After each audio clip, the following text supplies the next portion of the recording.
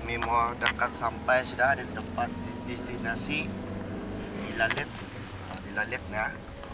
Oke, ada mulai perguruan kita ada mulai terasa energinya. Bersama-sama tuh.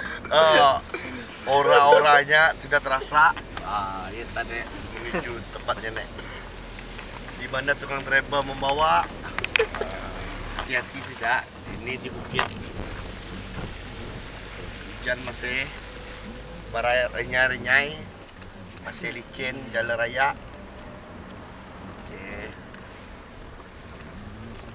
Osa. Hai. Hai. Duduk. Assalamualaikum. Dan sudah menunjukkan pukul 1:30. Allah. Oh, ikan lele. Ikan lele itu. Oh, kali. Jangan dimakan apa itu. Ikan. Tak boleh makan itu. Boleh makan ini. Boleh. Bisa dong.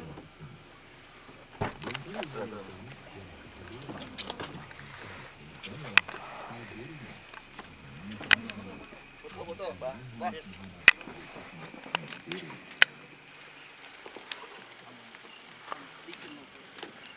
Oke, kami menuju di tempat. Ini tanda apa dari Allah? Ini tanda dari Allah nih. Ikan sudah di tengah jeraya. Kami menemukan ikan. Menemukan ikan. Licin ini. Ada plastik. Ngomong ambil ikan. Ada plastik tak? Plastik ada. Plastik ada. Jarang dapat ikan lah. Nah, licin kali. Licin.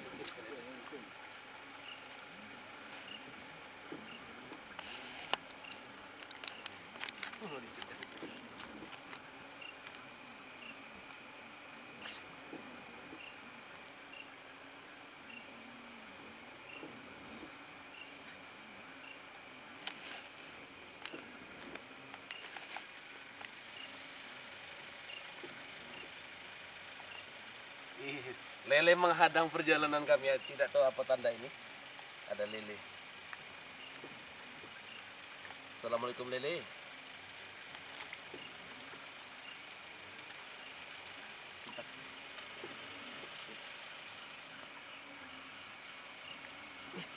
Betul-betul deh.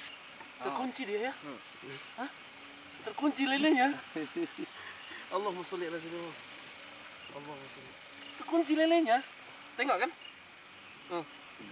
Allahumma sholli ala sayyidina. Terkunci lelenya di gini. Iya, Masya Allah. Allahumma sholli ala sayyidina. Terkunci lelenya. Bergerak ke? Tak bergerak dia. Bukti dari Allah. Berhenti dia. Pegang mau dia.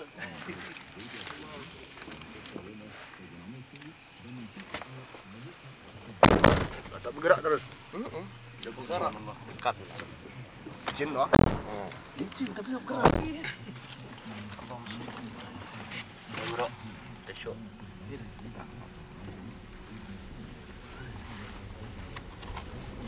Bergerak. Untuk bergerak loknya. Kita tidak tahu tanda apa dari Allah.